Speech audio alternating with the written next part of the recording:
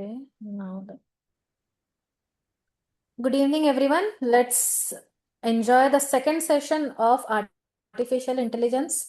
I welcome Dr. Subramanyam sir, who is a Regional Director of Anesthesiology Services, KIMS Hospital, Bengaluru. We all have been attending sir's workshop day in and out for TIVA and for regional anesthesia. But some of the new joinees might want to know that sir is a founder member and honorary president of Association of TCI TIVA India.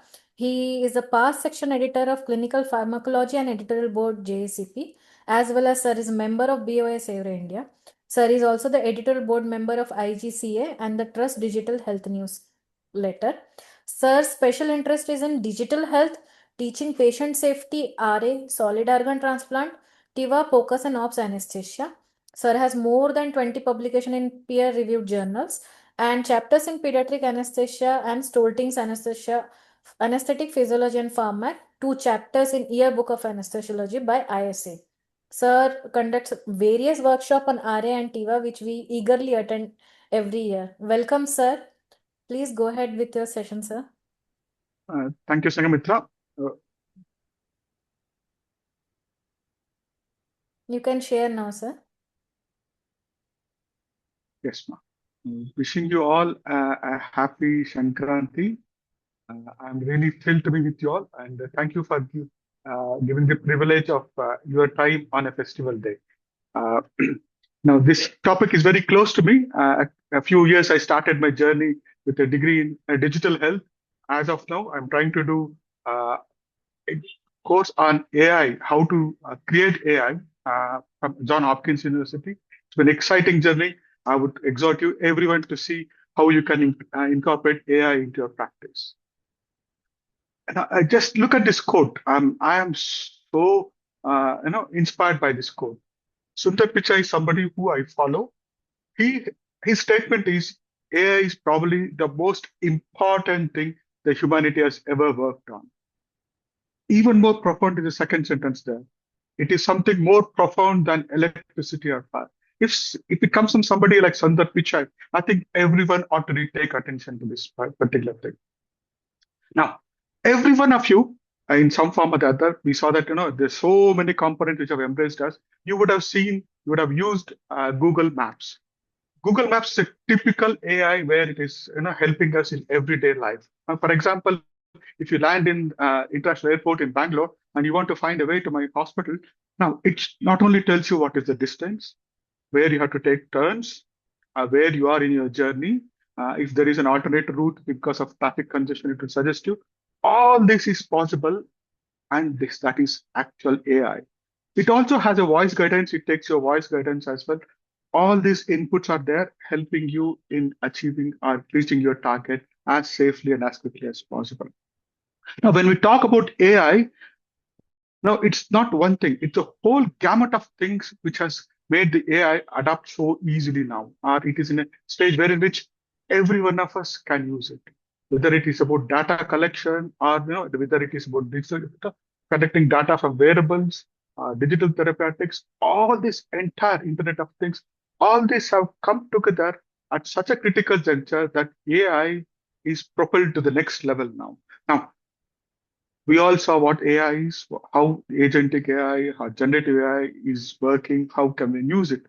But in short, what I can say is AI is where the computer system can sense what is happening in the world, right? In the earlier things, the computers used to send only what we feed through our laptop, but it can now sense through the voice, it can sense through vision. Probably in future, it will sense through our smelling sense as well. And it comprehends and it can act. But as for the healthcare AI, it informs us and nudges towards action. That is what is AI, I think, is happening now. There are a number of forms of representation. Let us not go into that and get confused. But I just want you to look at this slide. The FDA has authorized 882 medical devices for AI-enabled AI-enabled devices. And anesthesia is only 1% here. The entire healthcare industry is adopting AI like no other. Now, probably it has got a lower bar, the FDA, compared to other things, but AI is being adopted in such massive scale. In the next few years, we will see it propelling us to everywhere. Now, all along the journey of the patient through their illness from the hospital or before the hospital itself, everywhere it can contribute to the giving us a better care, improving the outcomes. Now, it could save money and etc. That is secondary, but it can improve outcomes for patient. It can deliver good outcomes. In anesthesia, probably if you ask whether ChatGPT or Grok, no, these are the characteristic things which comes in. It can help you in intraoperative, preoperative. It can help you in regional anesthesia, general anesthesia, and post-operative as well. So let us briefly look through some of the examples where it is already helping us. The first thing is for communication. Now, a lot of big hospitals already have patients who are coming from different parts of the country, sometimes different parts of the world as well. For example, we have probably around 10% of our patients are coming from Africa or Middle East. Now, communication was a big issue. We had to wait for somebody to come act as a translator. Now, the Google Translate, which uses AI in action to help us have a conversation, record those conversations as well. How wonderful it is. But if you thought, oh, it's only the Western companies, the US companies are investing it, Indian government has developed this particular thing known as Bhashini. Now, it can talk to each other. It can, if somebody talks in Oriya, I can hear in English or in Kannada, all 21 languages. So it has been trained in, and it has given us a wonderful translation. Now, that's a wonderful thing, isn't it? Now, improving communication and documentation. When the first round of digitalization happened, the doctors had to sit with the computer, enter through the keyboard, which they were not used to, and we never it took away our time for giving the attention to the patient care. Now, with the AI and the new generation of sensors and what is known as ambient intelligence, it can help us develop a good conversation, develop eye-to-eye contact with the patient, examine and have a casual conversation with the patient. And while we are chatting, the AI, which could be in the form of a Alexa device or some other small device, it can recognize, convert speech to speech, that is transcription, speech to text, and text to medical notes as well. So it can enter into your EMR just like other. So a massive amount of machine learning, multilingual speech recognition. It can now put it into a language, and it can process into natural language processing, and it can identify who is the patient, who is the doctor, who is the relative. And all this, it does it without asking us, without giving an input. It's taking the voice input. In future, probably it can also record the video as well. And that is saving us a huge amount of time. There are more than 10 to 15 companies which are doing in this business in this. Even I am to an extent involved in this particular project which I'm helping out. Now, along with that, AI can help you in assessments. Now, for example, it is not uncommon now. Even FDA-enabled devices are there, wherein which you open up the app, you show the ECG, you take a picture, it can read us and tell what is the problem with ECG. Now, when we were PGs, we had to go through the ECG line by line, which was in the form of a script, and nothing enabled. Nowadays, the machines come enabled. It tells you, oh, ST elevation is this much. नहीं नहीं hearing aid हाँ यही है नहीं ये तो वो उनका है भाई का है हाँ अच्छा नहीं और नीचे एक minute details Vandana ma'am, okay, thank you. Now, these AI or microchips are incorporated into the ECG devices, which automatically can read. If you don't have that, you can have an app which can read it. Awesome, isn't it? At any point of time, at any point of day and night, 24 hours a day, you have an access to an app which can read the ECG. Now, you thought only special apps have these smartwatches. I'm thrilled. I mean, this can recognize if you have an arrhythmia at home or if you're on a holiday, and it can even communicate with your doctor wherever he is to ask him whether they have got arrhythmia, which is dangerous or not. How awesome, isn't it? Now, you thought, oh, ECG recognition is easy because there is particular rules, PR intervals, etc. Now, the AI is taking over the diagnostic imaging, especially radiological imaging, whether it is X-ray, whether it is CT, mammograms, MRI. The accuracy of AI systems to read this is perhaps equivalent to what the humans can read with years of experience. Now, irrespective of the time of the day, these systems nowadays can read and tell us what is probable diagnosis. Do we need to look it more closely? Now, sometimes it may help us just give a nudge, look at this path. And these are the things which help us give a consistent performance when we do. Just take a look at this example. In the olden days, if this picture was given to me, we would struggle to say whether it is just what kind of pacemaker it is. Does it have AICD with it? Which brand is it, etc. Now you have an X-ray image. You load that into the system, into the particular AI system. It can tell you what brand it is, what is the what kind of pacemaker it is within a matter of seconds. I mean, there are around more than 200 companies which manufacture pacemaker. Now it can recognize, because there's the data there, can tell you this is what the company is and this is the device. And even more awesome, which we need to adapt, which I feel very passionate about, is we have underused the capacity of continuous blood glucose monitoring. Now, intermittent blood tests, capillary tests from the capillary blood in the finger, I think they're gone. They're on the way out. We will be moving towards continuous blood glucose monitoring. And it's not only, nowadays in the consumer segment, it is there. You can use it at home. It will also be useful for the intraoperative and perioperative care. And there are closed loop systems in which, depending on the blood sugar, it can alter your insulin dose, what you're taking. I think Dr. Sunil Pandya sir also is working towards it, how to use them intraoperatively and perioperatively. And also, these continuous blood glucose monitoring, where the chips goes and sits on the skin, they can also probably detect lactate levels. It helps us detect what is happening metabolically as well. Now, I'm sure most of you have one or the other form of smart wearables. Look at the range of smart wearables what you have. Now, for example, smart shirts, smart socks, etc. All these can collect what is happening inside your body. It's your temperature, your heart rate, your ECG variability, RR variability, and your respiratory rate. All these, they are able to collect and transmit the information to systems which can collect and help us make a decision. If thought that was enough, the modern CPEX testing. Now, it can tell you what is your status, nudge you what are the things you have to do, and keep a constant watch on your VO2 max through your watches, and help you get better before you come for a big surgery. How awesome. This is what is pre-optimization, isn't it? Now, you thought, yes, pre-operative era, it is very easy because so much data. Intraoperatively, it is even more, the next generation. Now, if you look at it classically, these are the four main domains. You say, yes, AI applications in anesthesia involves these things. Let's closely look at it. Around 25 years back, when I started using this pump, it filled me with great appreciation because it was able to use an algorithm. Now, this was the first generation of TCI pump. The current generation of TCI pumps, what is available even in India now, they incorporate complex algorithms and also make it personalized.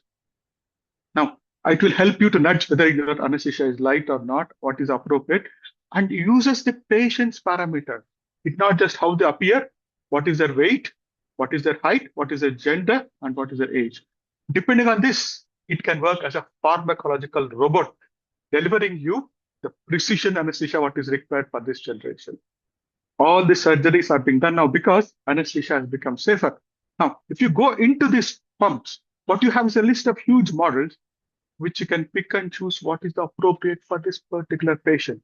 For example, if you have a morbidly obese patient with a BMI of 45 to 50, you can't use a Maruti car to drive him out, isn't it? You need a special car. So the same way here, you have specific models like CAR-TNS model, which can help you titrate the anesthesia well in these patients. Now, if you thought just administration, pharmaco administration is an AI, look at this.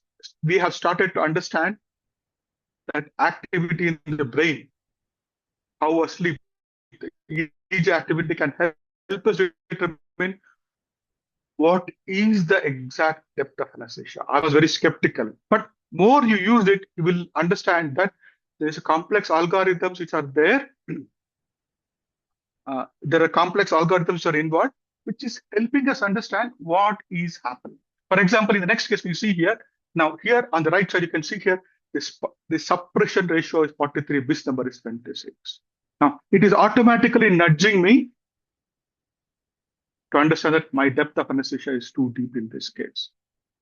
So that is what is happening. Now, if there is something you can measure, if there is something you can measure, whether it is depth of anesthesia or neuromuscular monitoring or nociception monitoring, when you can measure something, you can do something, incorporate algorithms to make it titrated for that particular patient. Now, this closed loop anesthesia, what we call not only the depth of anesthesia, that is hypnosis, we can also monitor neuromuscular relaxation and how painful it is for the patient. When all these three get incorporated, we can have what is known as a closed loop anesthesia delivery system. Now, we have heard about Max Sleepy coming from the West, etc. Even our own Indian setup, the CLAD system developed by the PGI, along with the Ministry of Electronics and Communications, they have developed this CLAD system. It is simply awesome. The first dose may be based on an old model or a March model, but after that, it is understanding what is the depth of anesthesia. Depending on the ECG changes, it is helping you titrate what should be here. So it is frequently analyzing. Every few seconds, it is analyzing the depth of anesthesia, that is EEG, and helping you titrate what is there. Now, these reports have been, the studies have been done in various parts of the country, but I think we should embrace, we should use it and see how it is working. Now, along with giving appropriate anesthesia, what it also, I feel, a huge role is clinical decision support. It is helping you make appropriate and good clinical decisions. Now, in the earlier days, what used to happen? For example, a PG has a query. He used to ask a senior. The senior used to ask the faculty, and it used to come back. Now, here, when the query is there, there's a user interface, interface engine is there. This knowledge base is developed by not by just one person, but hundreds of experts. Without involving him, this can respond back to say, this is what is to be done.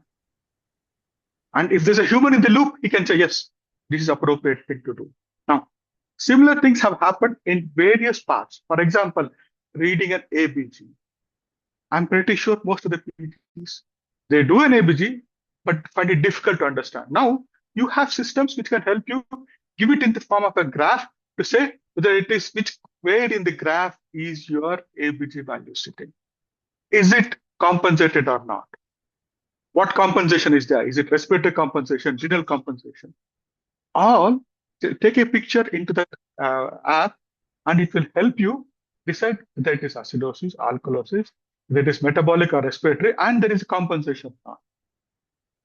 Now, when you have all this, we can use our brain to do even better things rather than worrying too much about this. Now, the other way it is enhancing our practice is, ultrasound has modified our practice in a huge way. We have started to use for logs, for focus, for putting invasive lines, and everywhere it has helped us. Let's look at the few things that happened here. Now, with AI incorporated into the ultrasound machines, which already are very, very sophisticated, has multiple chips, which can process so much data, it can help you actually determine what is the ejection fraction. Is there any wall motion abnormalities? If so, which part? Recognize various chambers. Now, these are built into the ultrasound machines, right? Complex machines. But if you don't have these complex systems, it is costing you more. There are websites like us2.ai, which has come. You just record in the standard positions the cardiac focus and give it to them.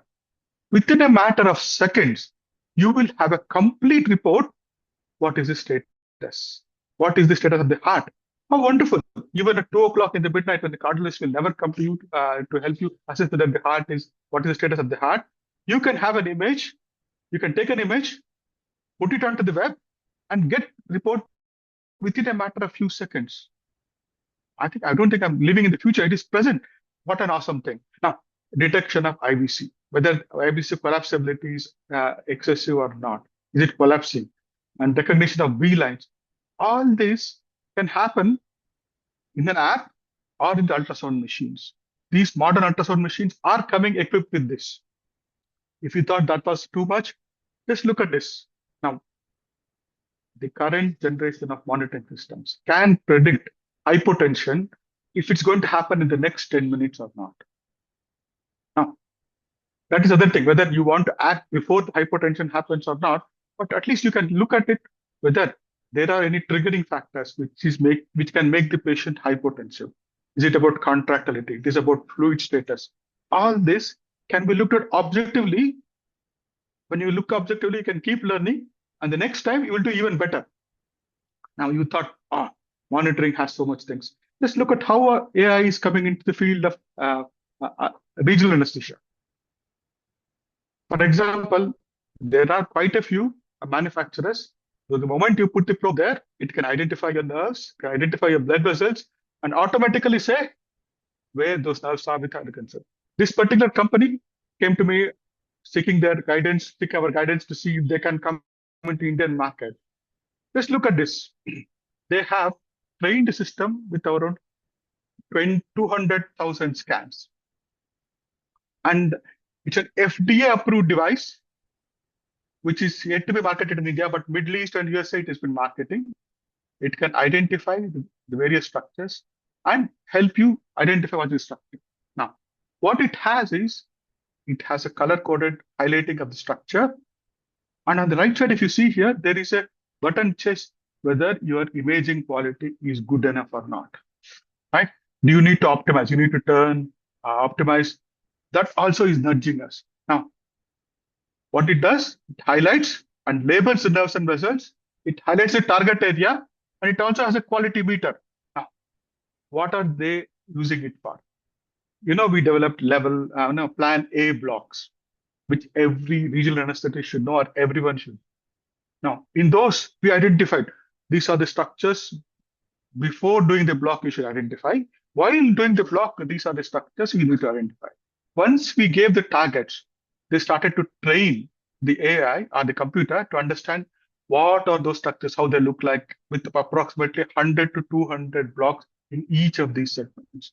Now, these systems, all these 12 regional blocks have been trained and help you to identify. For example, if you put the probe there, it can help you label with different colors and name with an accuracy more than 97.2% and as close to the expert as possible. It's like having an expert Amjad all the time around when you're practicing. Now, around 200,000 ultrasound scan has been done. But what pains me here is this has not been done in India. It is done in Turkey. Now, why can't we do it? That's a question which all of us have to answer. Now, the other system where AI is being adopted is robotics. We all know surgical robots. The anesthesia robots, intubation robots are there, even in regional anesthesia. So there are robots which can identify the structures and deposit the local anesthetic exactly at the particular place. It's a popliteal block done under robotics. I know we humans have more dexterity, but robots are not too far behind. They will at some point of time, they will come in. It can not only identify nerves, help you put local anesthetic, it can do cannulations as well, subclavian cannulations, interjugular venous cannulations, biopsies. All this can be done with the help of robots, and AI is incorporated into it. The last thing I want to talk about is prediction. Now, if there is somebody who gets paid very well, for example, let's say in the run-up to election, if he can predict who is going to win the elections, he'll be the kingmaker. The same way here, if somebody knows how to predict whether the patient is going to do well or not, what are the things we need to do? And that is where the AI plays even more. Let's give a simple example. For example, we have all heard about the early warning system. We knew these are the parameters that are required. Now, when we did it, or the nurse does it, so they enter retrospective rather than prospective.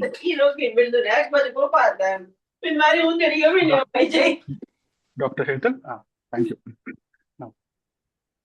Now, what traditionally used to happen was somebody has to record these numbers, grade it, etc. Now, with the automatic monitoring system, with the EHR working in place, Automatic scoring can come in every half an hour or every hour, helping you diagnose very early. Now, similar sort of a thing has been developed for sepsis reduction. Now, sepsis, we all know, it's a very important factor and it can kill. And earlier you act, the outcomes are better. Now, this was a landmark article, I feel, because AI has been used prospectively. Now, how it has been used, where it has been used, on 5 big hospitals in USA have that the data was collected. And look at these parameters, what they used. They use these parameters and all these values were collected simultaneously. As a patient is getting monitored in the ER, in the ward, in the ICUs, or in HDUs, all these are monitored, were integrated, and they developed a sepsis immunoscore. And these scores, along with procalcitonin, they were weighted according to what is there, and it's called SHAP value. And they developed a scoring system. And that scoring system, they made it simple by putting different colors into 4 zones. What eventually they found was AI delivers early warning 6 to 10 hours before the patient's clinical signs become obvious of sepsis. Now, if you look at the classical definition of sepsis, investigation has to come, or clinical it's a syndrome, all this we read. But if it gives a window of 6 to 10 hours before the sepsis is happening, we can act very quickly and save lives. And these are the data which they collected: ICU transfer rate, the risk category. All these things were done. Whether they, how long they stayed in the hospital, how much required ventilation. All this matched. And what it ultimately helped them is it helped them detect that this is going to go for sepsis. You could start antibiotics faster, and they lower ICU admissions because they started earlier, and the higher survival rate. Ultimately, anything which is useful only if it can improve the outcomes. Another thing which is very relevant for us, for example, they have developed a predictive model for reintubation after cardiac surgery.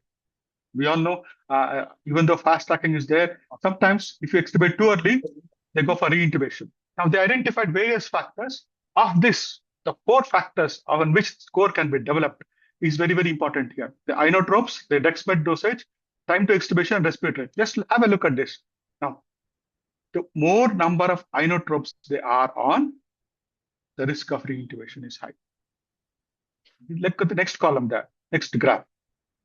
Dexmedetomidine dosage, what has been on, that also helps determine whether the patient will go for reintubation or not. Time risk by the time to extubation, how early they were, or how late they got extubated, that also determines. And with this, we can predict who are likely to go for reintubation, where you need appropriate manpower. And other factors they also showed. Now, these are the factors in which it doesn't determine whether they go for reintubation or not. So, it negative as well, positive as well. That was how they could come into conclusion. Along with this, what also AI can do is, if you are using EHR, the data is collected, it can mine the data and help you assess what is happening. For example, how many patients had normothermia, etc. Just look at this example coming from Vanderbilt University. Now, we all know under anesthesia, under stress, patients can have ST elevation, etc., etc. Now they collected over a period of few years how many patients had ST elevation, depression, etc. And they looked at how many cases, how people handle this. Now just look at this. In spite of so many patients having, only few patients had beta blockade, some aborted surgery, some didn't even send for troponin I. And it helps us to look at whether what is the level of quality what we have in our hospital. What we are doing, we're identifying, are we acting appropriately? Now, this is something which is going to be there because the management and the corporatization and digitalization will help us assess what is happening. If something is wrong, what we have done when things were wrong. In summary, what I want to say is AI, in one form or the other, in multiple forms, it is coming into our life. We are at an intersection now. If you ask me, will AI replace anesthesiologists? No. But anesthesiologists using AI will define the future. Now, AI can help us sense. No, the sensing is not only from the keyboard input, it can sense from vision, the computer vision, which can multiple forms are there, and also it can listen. So these three inputs, using this and sensing, now remote sensing, sensing what is happening deep inside the body, it can sense, analyze it, and predict it, and help us guide to decide whether what we need to do. There is no doubt that AI is better than us in recognition pattern. It can analyze data rapidly and it doesn't get tired over time. We humans are very good at judging. Most of us are very, very ethical. Ethical reasoning will be there, almost 100% will be there. And we can take over when things are not going well. So when we combine these two factors, the human intelligence and the artificial intelligence, what we get is an awesome intelligence. We are at the interface where we can propel ourselves, develop AI systems, and take our practice of anesthesia beyond what we are doing now and make it safer for everyone who comes to have surgery or a hospital journey in the hospital. So thank you. If you have any questions, I'm always available on the WhatsApp or on my email. Thank you.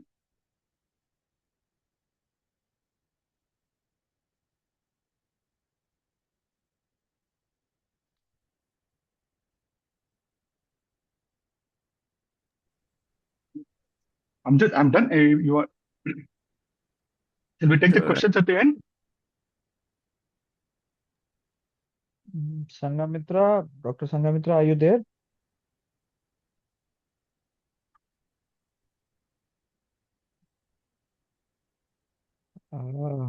I guess we'll have question and answers towards the end. Dr. Amjad, please go ahead with your presentation. Yes, I All am right. there. All right. Should I just start, Sangamitra, or should I unshare? Sir, just give me 1 I think minute. you can start. Can I share? Yeah.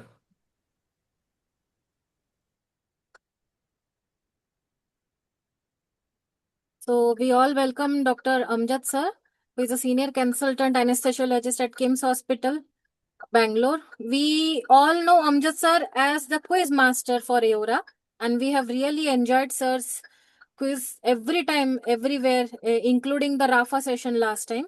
Sir is a founder of Squircle MedTech startup on 3D printing in healthcare.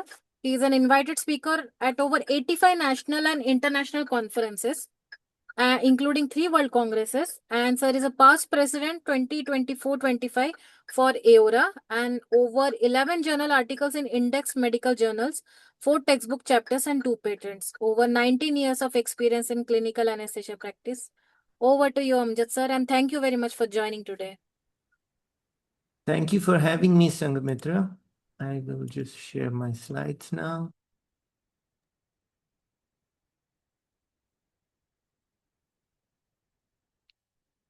So it's been an interesting last 2 days, and there was plenty to learn from Divesh, from Subbu sir, and from Murli.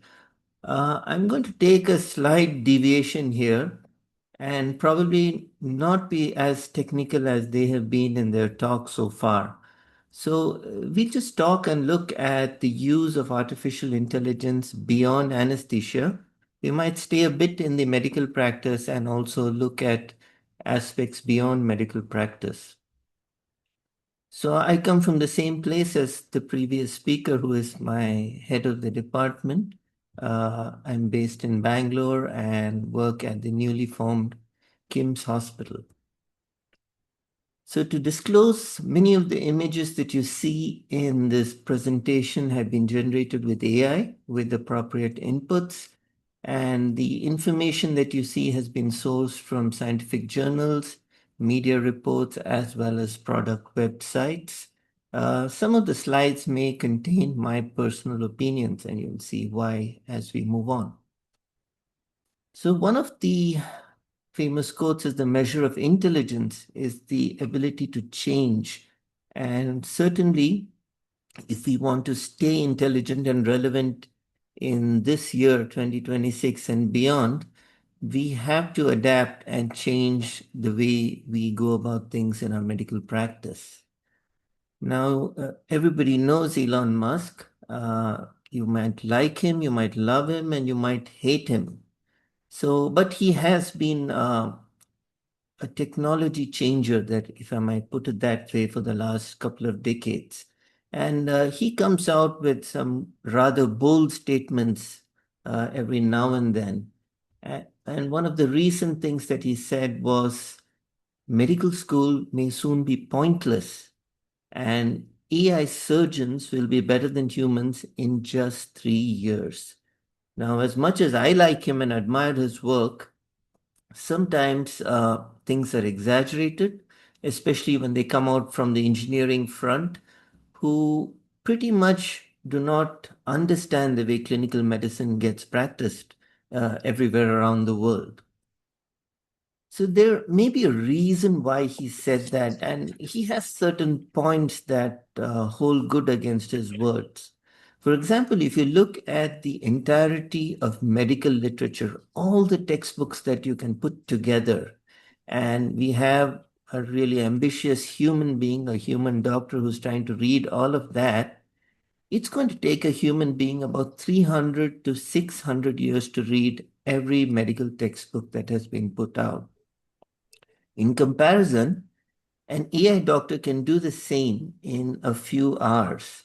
Now, this is more than an unfair advantage that AI has.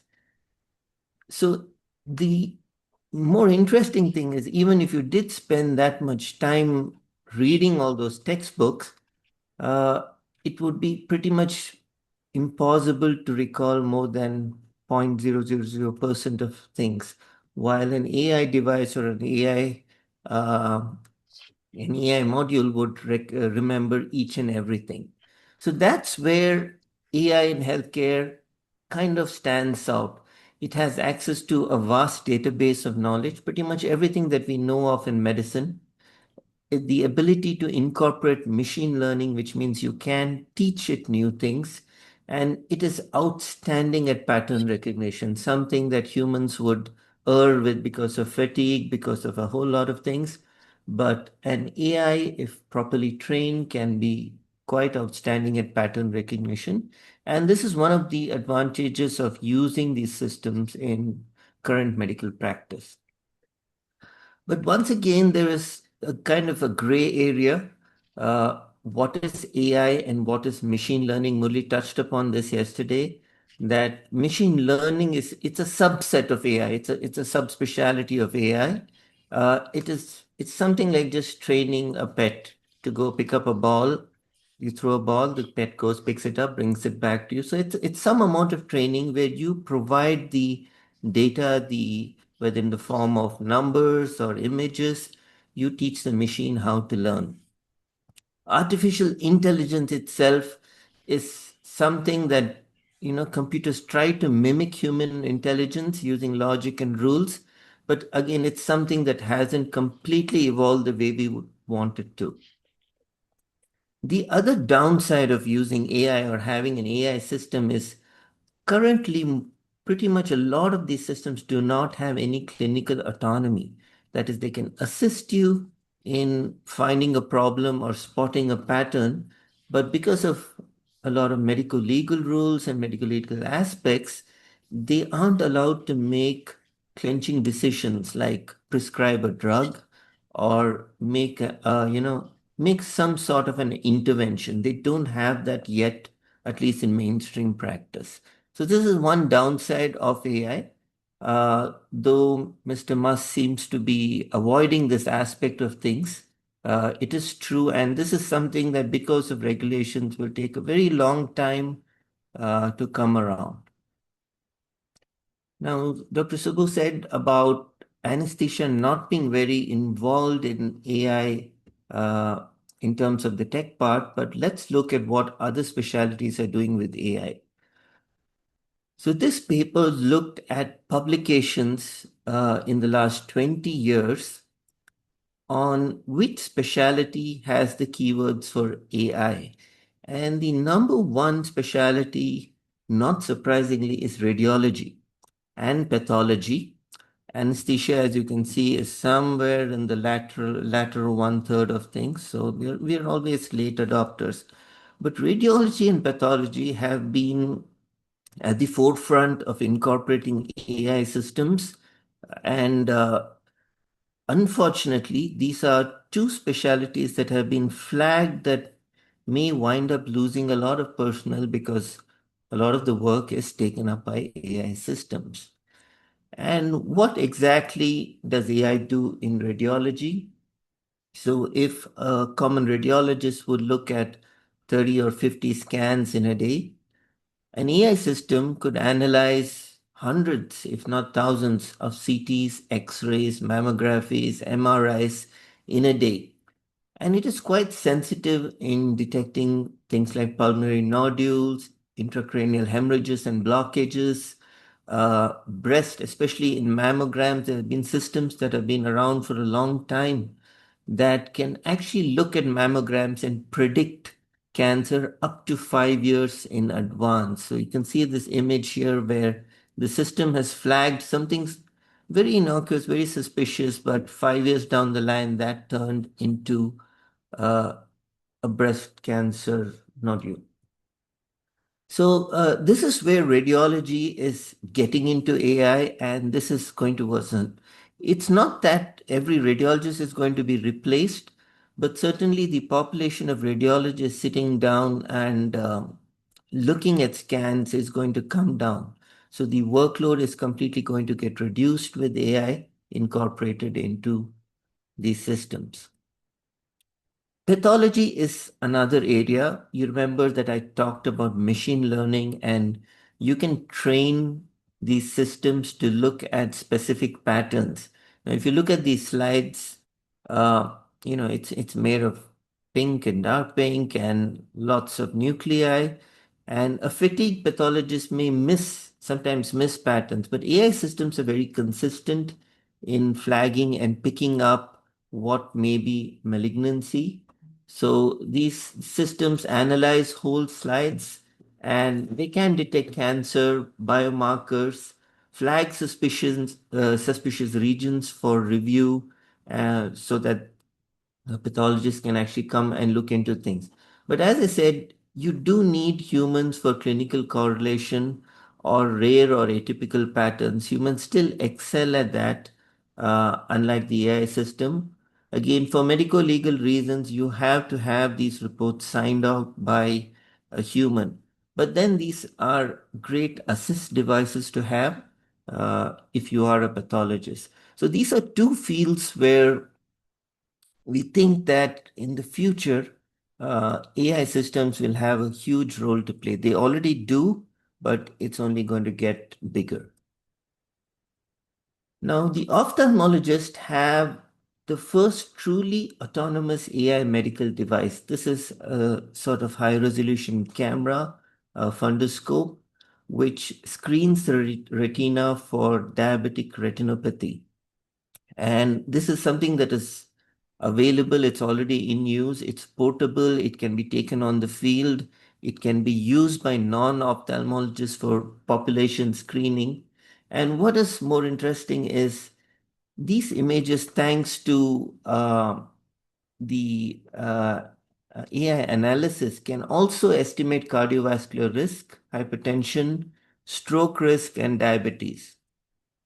The sensitivity and specificity of these devices is about 96.8 according to this paper, which is pretty much the same as an ophthalmologist. Now, we've all seen the common ECG machines in your hospital, and when you get a printout, there's a little bit of guesswork and a little bit of analysis that comes out on the top corner of it, stating that, maybe the QR is something is wrong, the STs are up, it may be an MI, there may be ischemia on some side, but what's gotten even better is the AI ECG algorithm analysis now can actually look at the ECG and calculate if there is a drop in the ejection fraction. So this was a paper which looked at patients who come to the emergency department with dyspnea, and the AI ECG algorithm was able to predict if these patients have left ventricular dysfunction, and this was correlated with an echo later.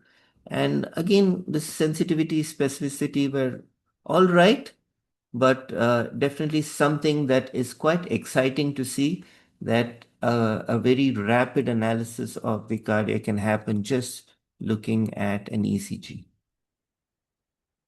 The laboratories, if some of you have looked at the recent blood tests, so you might get a patient who comes in with a CBC, but that CBC report runs into pages, and you get all sorts of values which pretty much most of us don't really care about. As anesthesiologists, we just look at the hemoglobin and the platelets, maybe the total count, and we're done. But in the laboratory, the systems now are able to look at each and every little thing that props up in these blood analysis, including gene analysis.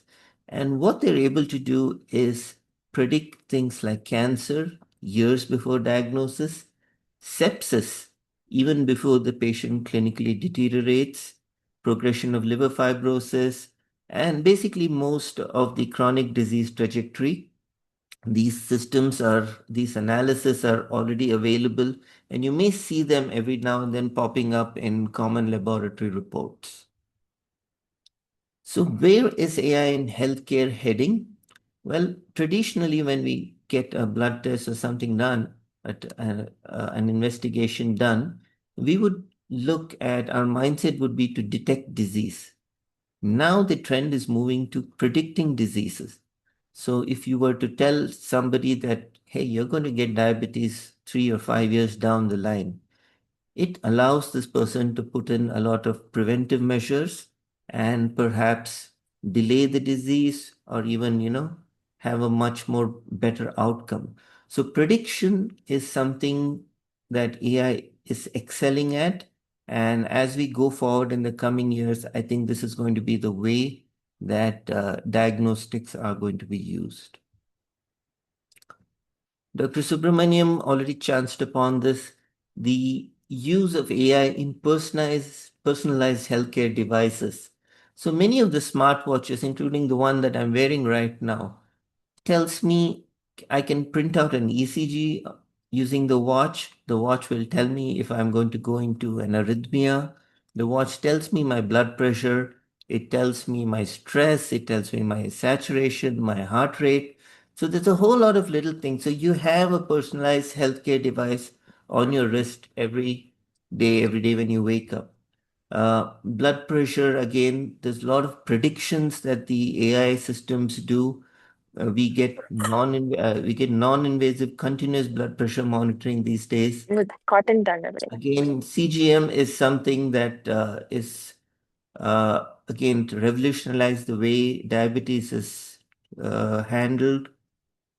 And even in the operating room, things like our monitors. We've seen if you use some of the newer monitors, you have the option for early warning scores. It looks at the analysis of everything that's going on and tries to predict what's going to happen, say, in the next 10 or 15 minutes. And this is a huge boost for anybody in the clinical field.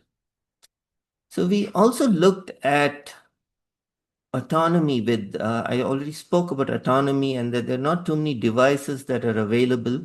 So this just popped up recently on my Twitter feed, and I'm going to play this video for you. It's a 2-minute video on something we all do that is now going. Testro introduces Aletta for autonomous blood collection. Aletta is CE marked and already in European hospitals. A trained supervisor can oversee up to 3 devices. The patient inserts a cartridge with labeled blood collection tubes and confirms their identity on the interface for patient identification. The patient starts the procedure. A green light indicator guides the patient for correct arm placement. Aletta uses a combination of near-infrared and ultrasound to identify a suitable vein and will not attempt a venipuncture unless one is found. This approach allows Aletta to successfully puncture almost every patient, regardless of skin tone, body type, or challenging veins. Using Doppler ultrasound, ALETA also accurately distinguishes between veins and arteries. Once the optimal vein is identified and stabilized, the needle is inserted with sub-millimeter robotic precision. The needle is not visible for the patient, helping them feel calm and confident. The patient cannot see or feel the tubes filling and being changed, making the experience more comfortable. Once complete, ALETA removes the needle and applies a bandage. The blood draw for this patient was fast. So what I would like to do is put 4 wheels on this device and send it to the ward at midnight when they call you for an IV line. I think that would be a good advance. So let me just move over from the use of AI in other healthcare system to some facts that you must know about AI. So AI, if you were ever wondering why don't I just download an app with AI and use it on my phone and let it process on your phone, the point being the chips that are used for processing the AI information are really, really expensive. For example, the chips used for ChatGPT can cost up to $100,000 per chip, and data centers that use or run these sort of LLMs like ChatGPT or Grok have thousands of these chips on board, which is why you find that every time you want to do an AI task, you have to send it out to a cloud where the computing happens on the other end and the results are sent back to you. It requires an immense amount of firepower. And also, as Murli said yesterday, these LLMs are also using your inputs to learn and get better. The other issue that we're seeing is that already in the last couple of years of using LLMs, the AI systems are currently using 2% of the current global power output. Let that sink in. 2% of the electricity generated in the world today is going into, say, your ChatGPT and your Grok and all other AI system to probably make a funny cartoon like this that I've put out. So in the coming years, this is going to increase to about 10 to 12% of global power output.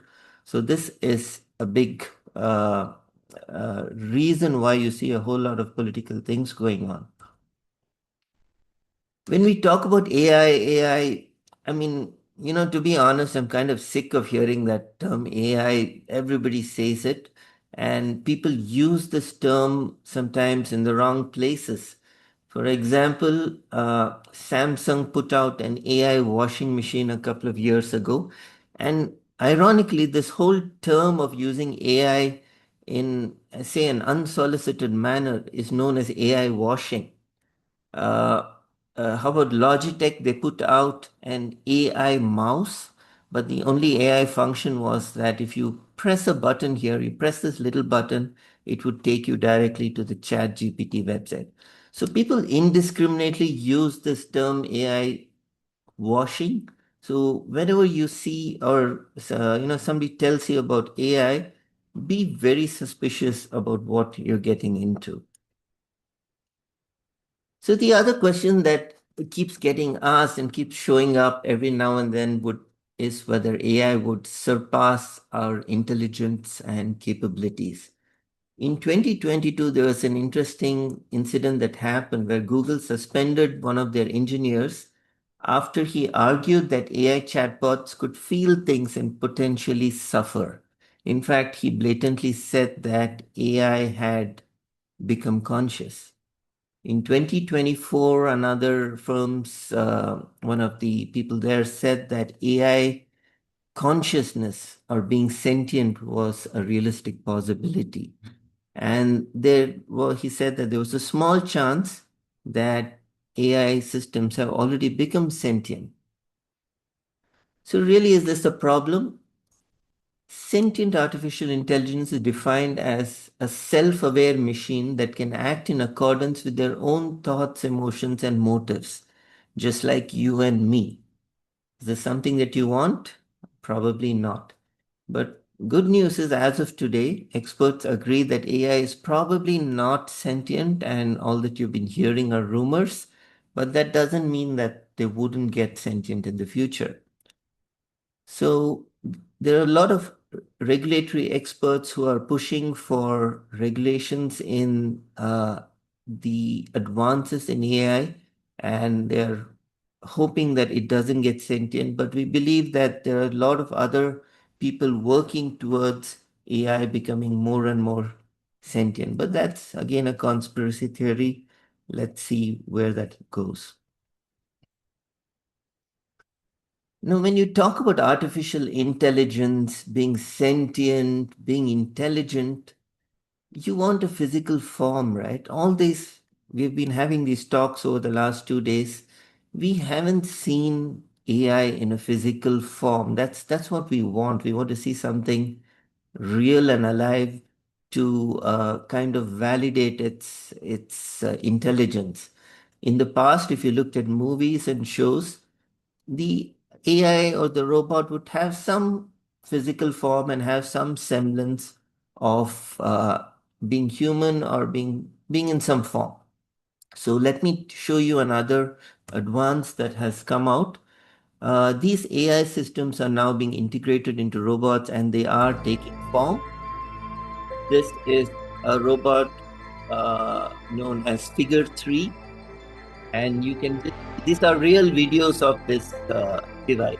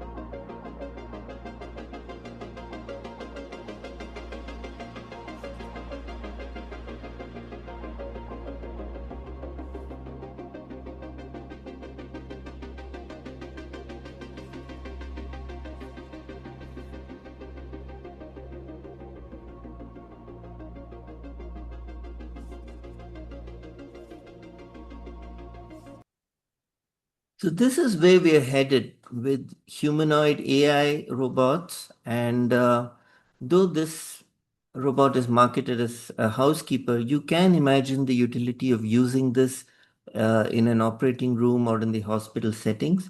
Already robots exist in a few hospitals that I know of, which say carry food across the hospital. Instead of having a human being do so, they would carry the meals of the patients. They would automatically engage the lifts and travel to appropriate floors. So this is something that would probably find its way to a hospital in the coming future. Tesla is already working on one of these robots, and LG also has one of these robots coming out soon. So back to Elon Musk. Elon Musk again said something a little difficult to gather in a while ago. He said that stop saving your money for retirement because AI is going to create a world of abundance and it won't matter because AI is going to incorporate itself in machinery, in a whole lot of productivity so that people do not have to work anymore to get money. So again, you have to take some of these statements with a pinch of salt. These things may not happen in our lifetime, and though AI tech may get good enough to do it, there are a whole lot of other factors which will not want us to get, or would not want our society to evolve into such a place. But then you can look at AI and you and what you can do today with the current access you have to AI. So you must ask yourself this question: where does AI systems fit into your life as a clinician and as a human being in society in 2026? If you haven't already incorporated AI into your regimen already, you might find that you will struggle to stay relevant, especially with the newer generation of people being very computer savvy and using these sort of things. It becomes a little more appropriate for us, the older folk, to get ourselves into these AI systems and use it to improve our productivity. Yesterday, Murli also said that AI is causing cognitive atrophy, making our brain shrink because everything goes into AI and you get an answer. So I have a different take on it. Uh, I like to use AI a fair bit in my daily work, but I use it for mundane tasks that don't really offer me any long-term cognitive rewards. And I use the time and energy saved to perform more valuable tasks. So I use AI to save time, but not necessarily to not use my brain. But if I did use AI and saved a whole lot of time and then went on Instagram and mindlessly scrolled through reels, then yes, my brain would atrophy and Sangamitra would never call me for another webinar for sure. So what tools can you access? We must understand that though there are so many fantastic devices around, so many healthcare innovations around, you and me, we are ordinary folk, and we probably have access to a couple of these LLM models. And you'll find that there's a whole lot of them. Each have their own quirky personality. It doesn't really matter too much what you choose, but you might find that you like one of these models better than the other. So you have ChatGPT, you have Grok, Claude, Gemini. These are general AI models which do pretty much all round AI tasks. So if you want to ask it some questions, you want it to make a schedule for you, it's going to give an answer. If you want to make these pictures like you see on the slides today, you can use ChatGPT or Grok, they'll do it for you. Most of these systems are free, at least for the basic tasks. So you can just get involved, see how you like it, and then do that subscription. There are also some narrow AI tools. There's something like super specialists in the hospital. They do very particular tasks. Something like if you're looking at video generations, you can look at Sora, Runway, Google VO, etc. These again take in the inputs and generate some really nice videos. And these systems have been evolving quite well in the last couple of years. In fact, it's a whole lot more advanced than it was last year. So every year things are getting uh, better and better.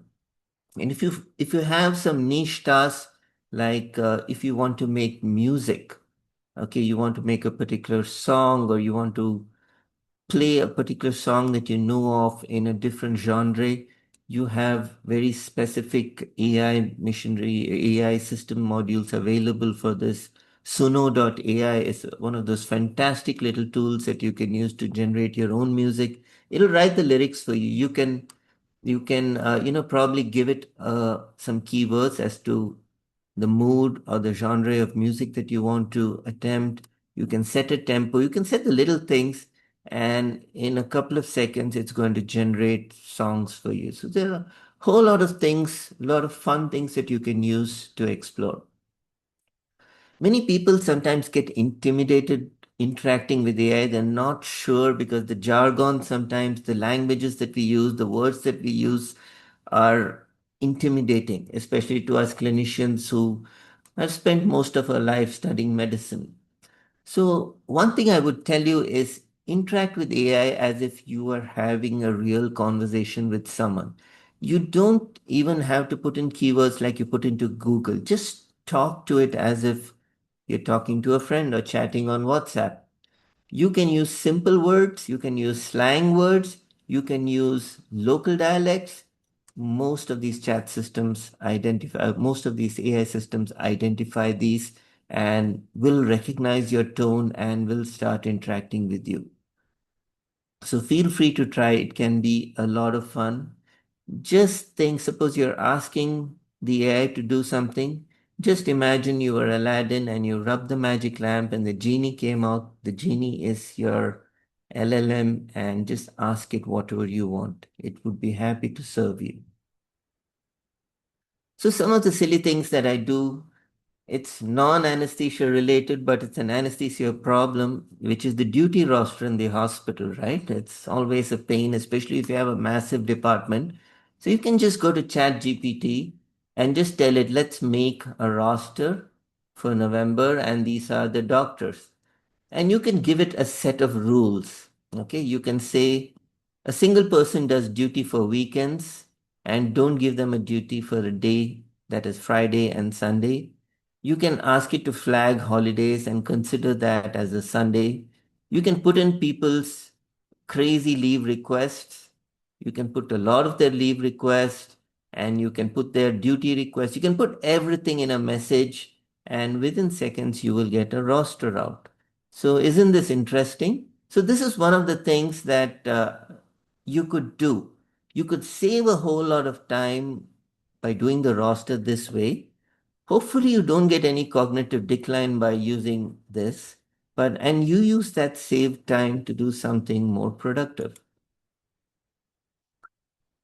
We also use the AI systems to look at large articles. So recently I looked at the ASRA 2025 guidelines, and it was a big document, and I wanted to know what was different between the 2018 edition.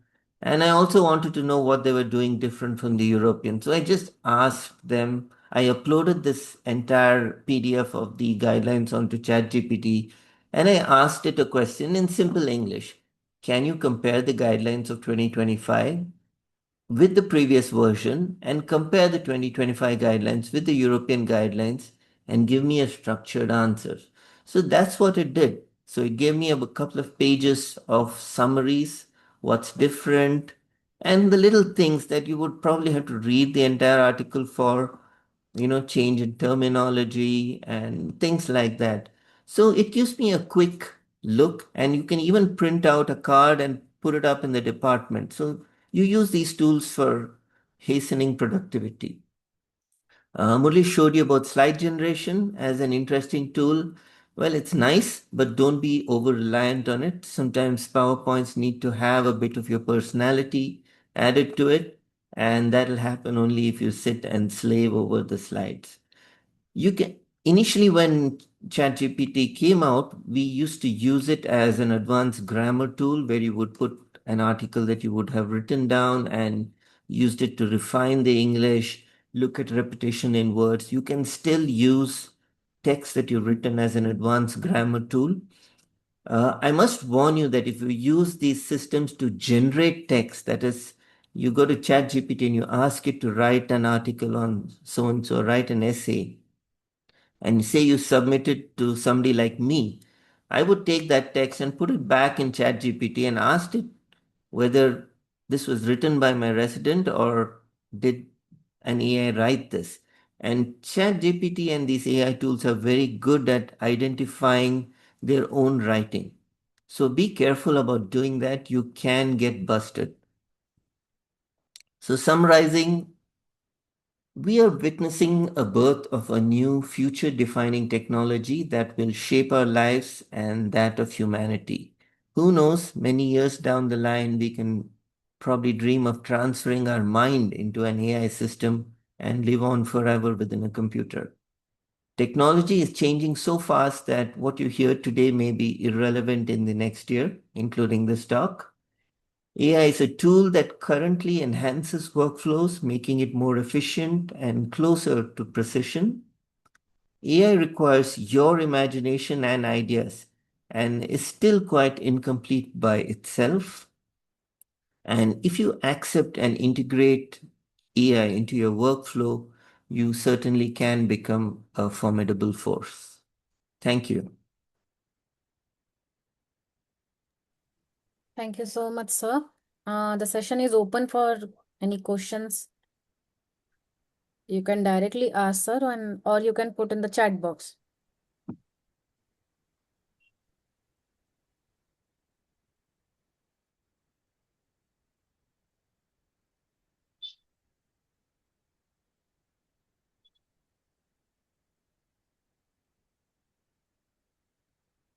So the first question is from Dr. Saj about using patient data to train AI. Who will be responsible for the consent? The patient, the physician, or the institution? Now, Sangamitra, I'll take that question. Right. Now, first of all, if you're in the US, the HIPAA data. If you're in the Europe, GDPR. If you're in India, DPDP Act, which is in force, prevents you from sharing or penalizes you if you share patient-specific data in any of these platforms, and it can multiply and go to other places. So we should be very, very cautious when we share personal protected health information or patient-related data. But as of now, anonymized patient data have been used to using AI. AI has been trained to look at certain patterns, recognition, early warnings, etc. But these are anonymized. They are encrypted, anonymized, and then used it. As of now, the current systems, they are all only as clinical decision supports. The human in the loop is very important. It is the human or the doctor who takes responsibility for acting on behalf, is using AI to help him make diagnosis and intervene. The systems are not auto, and none of the companies accept responsibility for what they are there. So as of now, the responsibility is with the physician. Right, sir. Any other questions?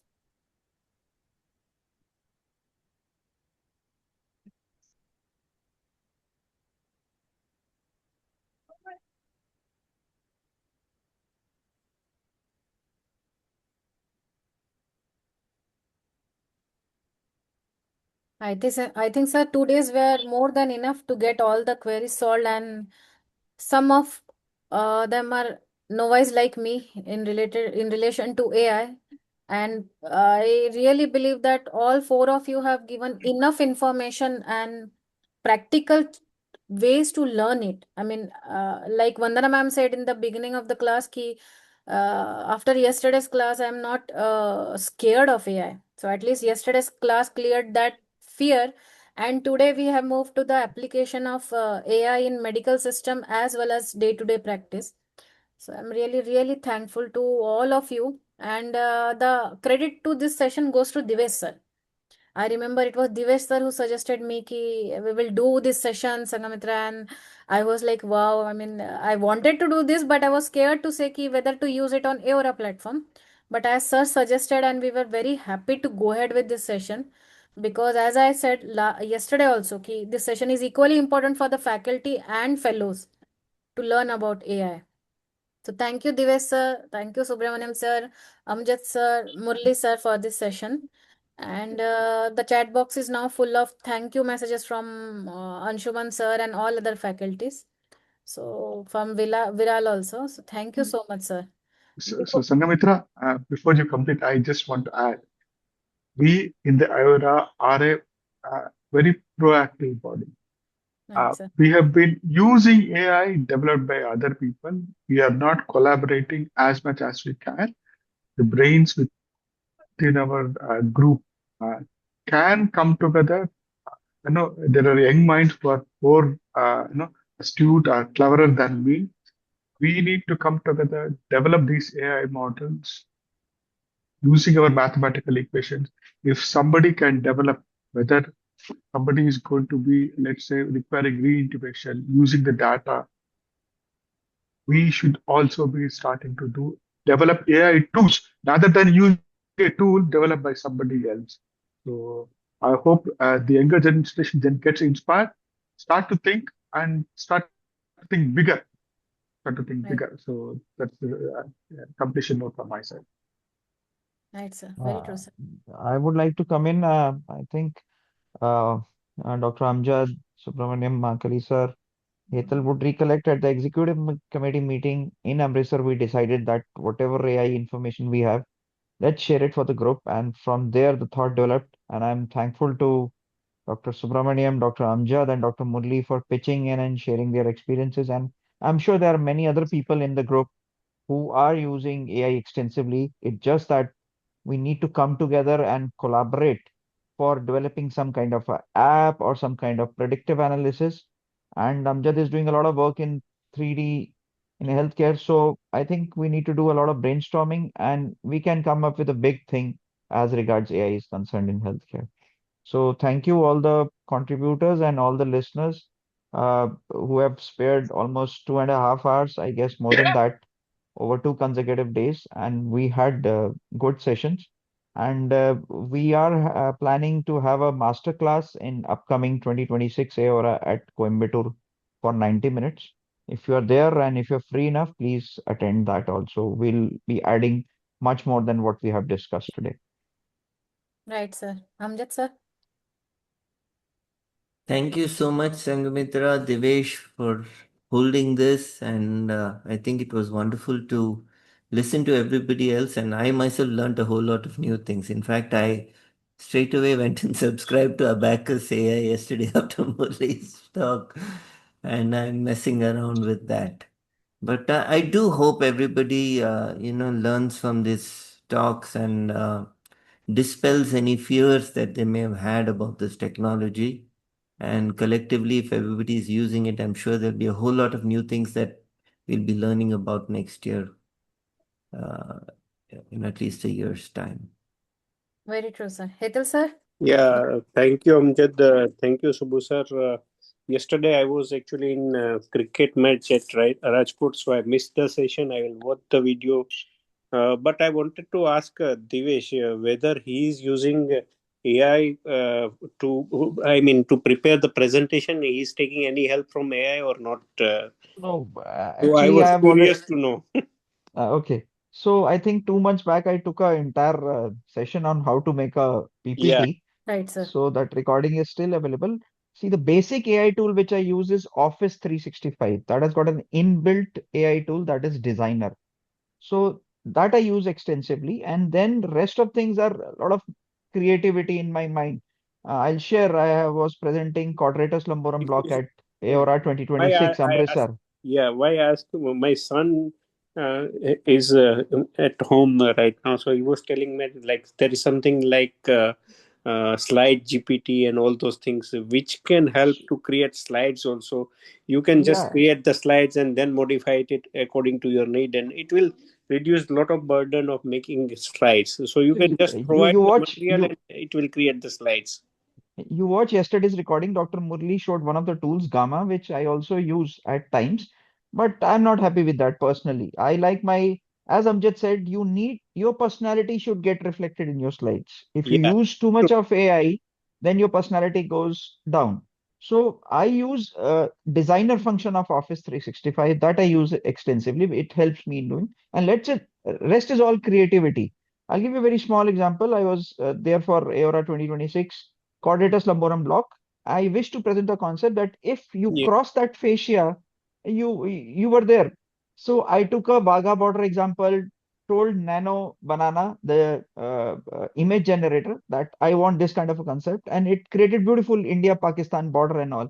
So a lot of thing is your creativity, and rest AI can help you to put it into shape in the form of images, videos, and rest is all you can use them.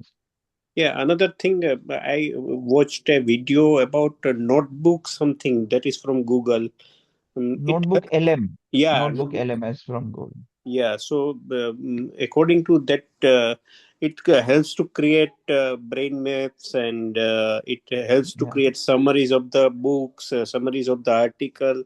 I have never used it, but I recently watched that video, and it was looking so good. So, if you you used can it, use that. Yeah, I have used size space where you can put in a lot of many articles. For example, as Amjad said, he put in 3 articles on RA and anticoagulation guidelines. It's known as TLDR, too long did not read. We cannot read so many things. Just put them, ask them to summarize, and you can ask them to summarize as a layman, as an expert, or for teachers for training DNB students. You can do it easily, and in 10 basic points or in length, AI will do it everything for you and within seconds. Even ChatGPT can do. You Yeah, need not go for I fancy tools like started Science. using ChatGPT a bit, but I'm still novice in So AI. for information of everyone, ChatGPT, if you switch on to the upgrade model, it will take in your credit card details, but it will not bill you. For 1 year, it is free for Indian Yeah, audience. So kindly upgrade to ChatGPT, the latest version. And if you have children who have student iCards, ask them to take Google Gemini Pro and then take their username and password and use it yourself. That is what Google I'm using. Gemini Pro is free with I think Geo Students. also. Geo also. Acha. Geo they And provide. okay, and Perplexity is free with Airtel users. So kindly download and upgrade to the free versions of these tools. But Gemini, I haven't used it much. Chat GPT, I have started using it, but Gemini, you also try with student. The pro version is very good. I'm using my daughter's account actually. okay, got it. Thank you, Divesh. Sangamitra. Yes, sir. So the chat box is full of congratulatory messages and excellent sessions because we all know basic step-by-step teaching is done in last 2 days, and we will share the recording also so that we can go through it again and share to maximum. And I'm really, really thankful again to all the faculty today for this session. And I think we can go ahead with closing this session today. Yeah, Yes, sir. Thank you. Good thank night, you. everyone. Good night. Thank Thank you. you. Good Good night. night. Good night. Good night, Good night. all. Good night. Bye.